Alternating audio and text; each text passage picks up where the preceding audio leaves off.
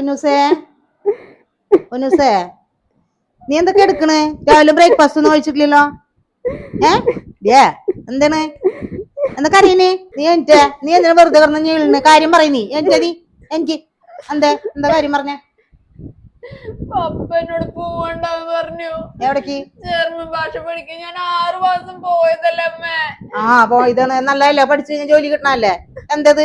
എന്റെ സ്വപ്നായിരുന്നില്ലേ അമ്മേ German language പഠിച്ചിട്ട് അവിടെ പോയി ജോലി ചെയ്യണമെന്ന്. ഇപ്പൊ എന്റെ പപ്പ അങ്ങനെ പറയണേ. അതാണ് ഇത്ര വലിയ കാര്യം. ഞാൻ പപ്പോട് പറഞ്ഞ് ശരിയാക്കാം. നീ വന്ന് ബ്രേക്ക്ഫാസ്റ്റ് കഴിച്ചേ. വാ. ഇതാണ് ഇത്ര വലിയ കാര്യം. അതൊന്നും മോള് വിഷമിക്കണ്ട. വായോ. എന്തിനാ കരയണ്? വെറുതെ കരയണ്ട. ഞാൻ പപ്പോട് എന്റെ വിളിക്ക് പറ്റി ഇവളെന്തിനാ കരയണേ? അത് അവളെ പപ്പയെ ജർമ്മൻ ഭാഷ പഠിക്കണ്ടെന്ന് പറഞ്ഞു. അതിനാണ് ഈ കിടന്ന് സങ്കടപ്പെടുന്നത്, കരയണത്. അതെന്തിനു ചേട്ടാ അങ്ങനെ പറഞ്ഞത്? അല്ല ചേട്ടാ, എന്താ കുട്ടീനെ ജർമ്മൻ ലാംഗ്വേജ് പഠിക്കാൻ പോണ്ടെന്ന് പറഞ്ഞേ?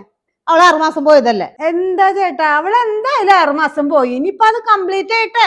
അവളുടെ ഒരു ജർമ്മൻ ലാംഗ്വേജ് ജർമ്മനിയിൽ കേൾക്കുമ്പോ എനിക്ക് പ്രാന്താണ്. ഇപ്പൊ കവല നടത്തി ഞാൻ വേൾഡ് കപ്പിൽ ജർമ്മനിയെ ഫ്ലക്സ് വെച്ചതാ. തോറ്റു വന്നേക്കാ പരാഗരൊപ്പം. ഇനി അവൾ ജർമ്മനിലേക്ക് പോണ്ട. ജർമ്മനി വേണ്ട. നീ ജർമ്മനിയിൽ പോണ്ട. ഇവിടെ പറഞ്ഞേക്കില്ല. ഞാൻ നീ വേണേ പരാഗയിൽ പൊക്കോ. ജർമ്മൻ ഫുട്ബോൾ കളിയിൽ ജർമ്മനി തോറ്റു എന്ന് വിചാരിച്ചിട്ട് നിങ്ങൾ കുട്ടീനെ ഭാവി കളയാൻ നിൽക്ക?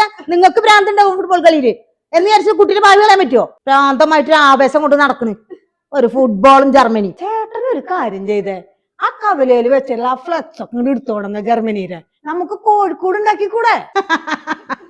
അത് നല്ല കാര്യ. ചേട്ടന്റെ കയ്യിൽ കാശ് കുറെ പോയിട്ടിരിക്ക. ഇപ്പൊ ബെസ്റ്റായി ജർമ്മൻ കോഴിക്കോട്.